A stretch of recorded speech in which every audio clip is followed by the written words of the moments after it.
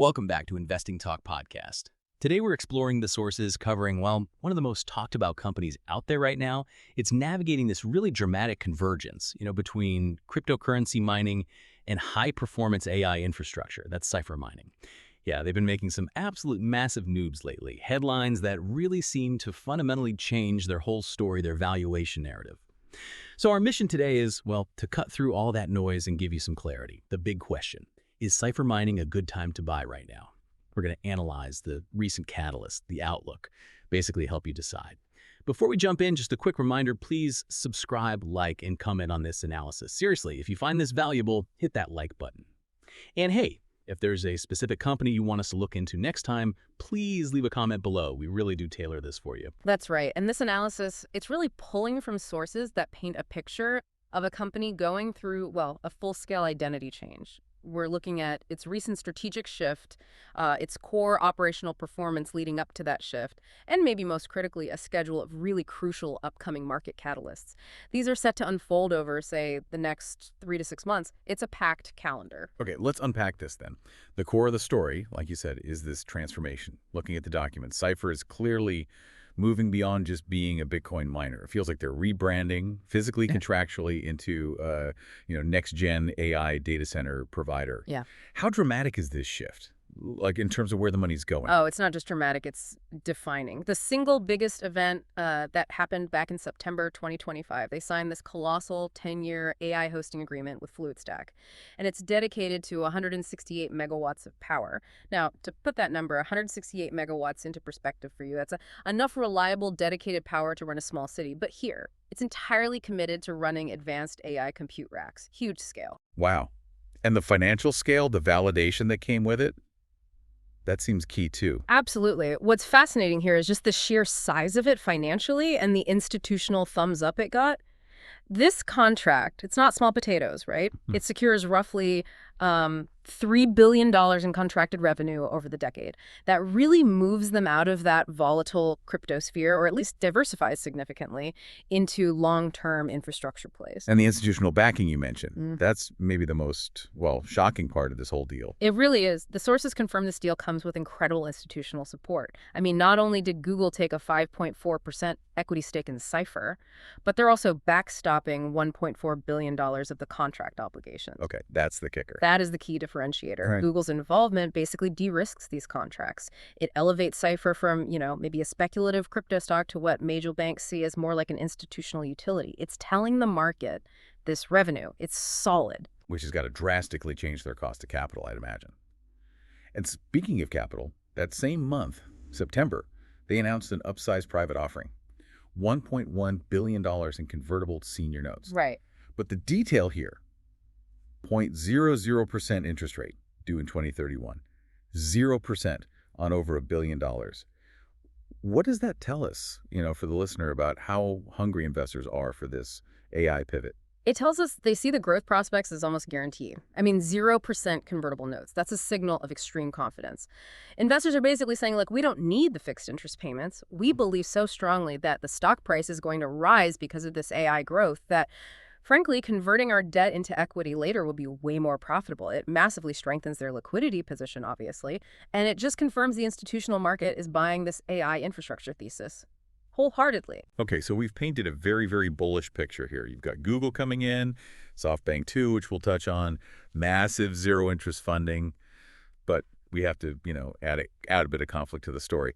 Late September also saw some pretty significant insider activity that seems to kind of fly in the face of this extreme bullishness. Yeah, that's an important counterpoint. If we're connecting the dots, we have to talk about the Bitfury sales. These are major holders, specifically Bitfury entities, the founding partners, essentially. They executed some notable sales totaling about 5.6 million shares.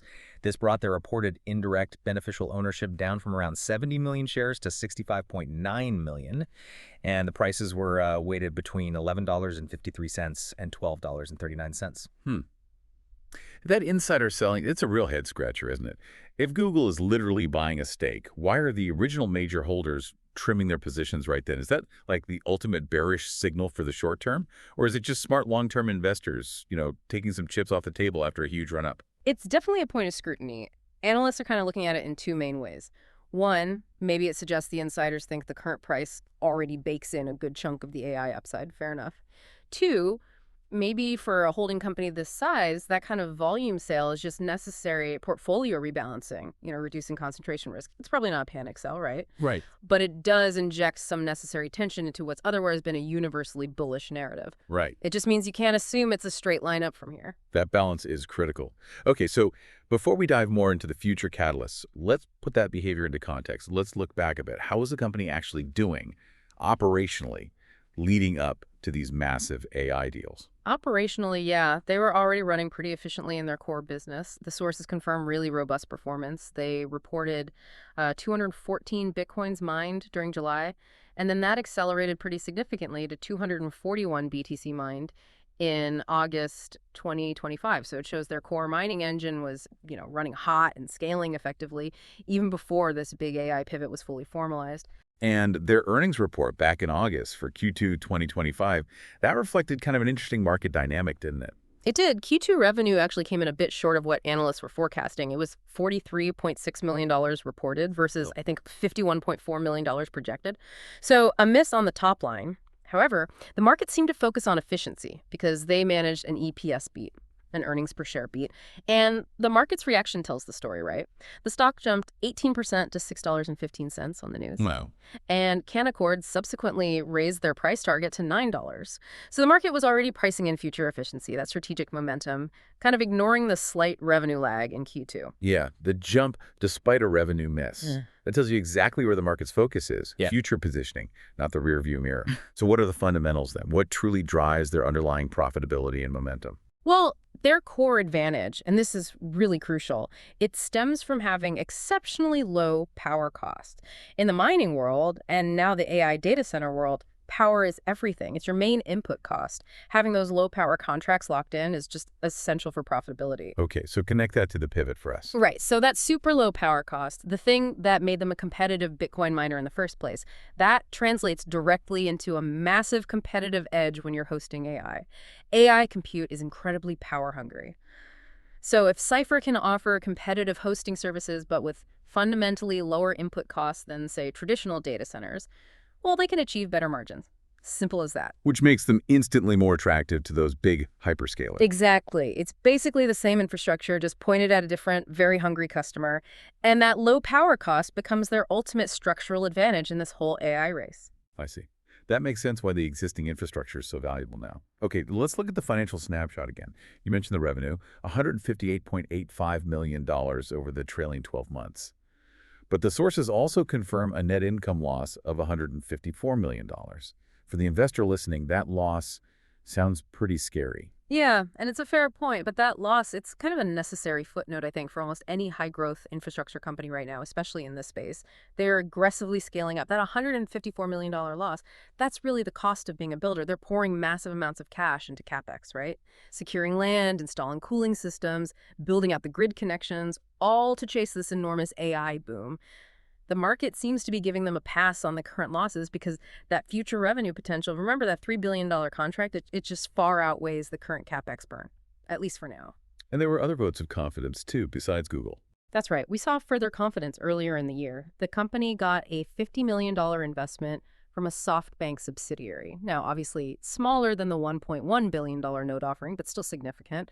The fact that a major tech investor like SoftBank saw fit to put capital in, it just signals continued external faith in their financial stability and, their long-term growth path. Okay, so this is where it gets really interesting, I think. The immediate future, the next, say, 3 months. It's all about execution now, right? The market's priced in the deal. Now they need to actually see the ramp up, and the calendar looks dense. What are the specific catalysts investors need to be watching right now? Yeah, the next quarter is absolutely packed with events that could really move the stock, either confirming the bullish thesis or potentially raising red flags if deployment seems slow. So first up, October 17th. That's the Q3 2025 earnings release. This one's crucial. Investors will be laser focused on commentary about deployment timing. We need specifics. When are the AI racks actually coming online? What's the anticipated margin impact from these AI data centers? And importantly, are they starting to see early revenue recognition from those new multi-billion-dollar contracts? Frankly, the guidance might be more important than the actual Q3 numbers themselves. Right, we're looking entirely forward now. Is this transition happening fast enough? Exactly. Then, October 31st, that's the institutional position reporting deadline. This is when we get to see what the big funds, the institutions, have been doing. Did that fluid stack deal, the huge convertible note, did it attract new mega funds into the stock? We need to scrutinize those 13F filings, look for new major holders. A big influx of large, long-term funds would really signal a permanent shift in how institutions view this company. Okay, what's next? Moving into November, we've got November 7th. That brings the ETF quarterly rebalancing. Now, if Cipher's dramatic shift into AI infrastructure has actually changed its industry categorization or just its market cap significantly, its weight could change in major tech or crypto indexes. And if that happens, we could see pretty substantial passive flows, index funds being forced to buy or sell the stock. That impacts volume, price action, something to watch. Good point. And then finally, rounding out the near term, December 16th, we expect the preliminary Q4 update and maybe some initial guidance. This gives us key insight into how the execution ramp-up is going for all these new projects. It's really the last major check-in before the new year, seeing how production run rates look, what the outlook is before that AI revenue really starts to flow in volume. Wow, okay. That schedule is intense. Investors definitely need those dates marked down. So moving away from the fundamental events for a second, what's the technical picture look like? Does the chart support this intense bullish narrative? Yeah, the technicals are largely supportive, actually. The stock has shown a pretty robust bullish trend. It's generally been trading well above its key moving averages. Now, the 52-week range is extremely wide, $1.86 up to $15.54. Huge volatility. But the short-term expectation, based on current analysis, is that it'll probably trade within a bullish range, maybe stabilizing somewhere between, say, $10 and $12 as the market digests all this AI news. And what about momentum indicators? Crucially, the relative strength index, the RSI. It's sitting around 65.96. Now, for listeners who track charts, that's often seen as a bit of a sweet spot. An RSI of 65.90 suggests healthy buying momentum, right? Investors are accumulating, but it's not yet technically overextended or overheated. So that suggests there might still be room for more organic appreciation without needing an immediate pullback. Healthy momentum. Okay, so the foundation looks solid, the catalysts are lined up, the technicals seem constructive. Now let's talk rumors. The speculative buzz. What's driving analyst optimism maybe beyond the confirmed deals? Are there any, high upside rumors floating around that could accelerate things even further? Yeah, there are definitely a few key speculative catalysts kind of circling the market right now. 4 main ones seem to pop up in the sources. First, there are rumors suggesting the company might look at strategic bolt-on acquisitions, buying up smaller hosting or AI infrastructure startups that could let them consolidate their leadership position pretty rapidly, especially in the U.S. market. Makes sense. Second, there's ongoing speculation about maybe accelerated eligibility for Bitcoin ETF inclusion.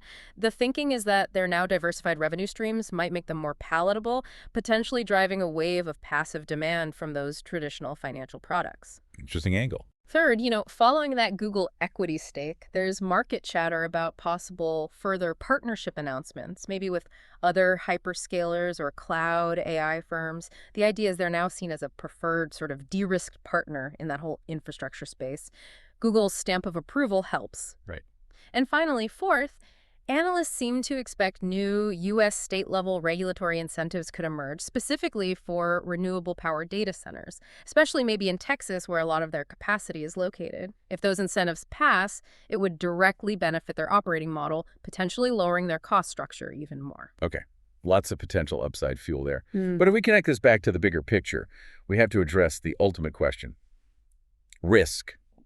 I mean, they're pivoting hard to AI, but they're still fundamentally exposed to the crypto sector, aren't they? Oh, absolutely. You can't ignore that. The primary risks, they definitely remain.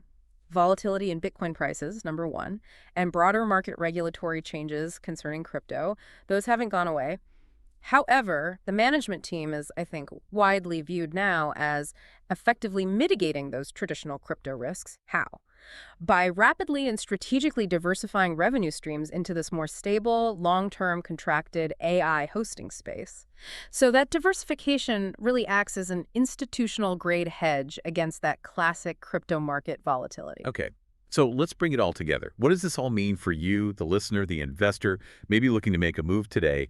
Let's synthesize that final investment thesis, the consensus from the sources we've looked at. Well, analyst sentiment, it's admittedly mixed. You see ratings ranging from hold all the way to strong buy, which honestly reflects the complexity here. They're undergoing a major transition, right? But the overall outlook, netting it all out, is decidedly bullish. It's currently earning about an 8 out of 10 rating among analysts tracking it. And the reasoning behind that bullish tilt? It really hinges on a confluence of factors. First, their existing strong operational efficiency in the core mining business. They know how to run these facilities. Second, these massive strategic investments, like the FluidStack deal, positioning them for huge contracted growth in AI hosting. Third, that sustained positive technical momentum we talked about. And finally, it's all supported by that tight schedule of short and long-term catalysts coming up over the next 3 to 6 months. They're basically pivoting right into the biggest macro trend out there, AI using a fundamentally advantageous power cost structure. It's a compelling story. That really brings us to the end of this analysis. We've looked at the dramatic shift of Cipher mining, from being a strong, efficient miner to becoming this powerful hybrid player. Yeah. One that's capitalizing on the AI boom through massive contracted revenue and, well, undeniable institutional backing from huge players like Google. So maybe here's a final provocative thought for you to ponder as you digest all this. Given that $3 billion AI hosting contract, and especially that 5.4% equity stake taken by Google, how much of Cipher's future valuation is now really determined by its identity as a critical AI infrastructure provider, rather than just a pure crypto mining operation? You know, this transition arguably moves them out of the pure digital asset sector and maybe more into the high-growth utility or infrastructure sector. It's definitely something for you to consider as you watch those upcoming catalysts unfold in the coming months. Great point. Thank you for joining our analysis today. If you found this discussion valuable, please do hit that like button, subscribe, and absolutely leave a comment with the company you want us to research next time. We'll catch you on the next analysis.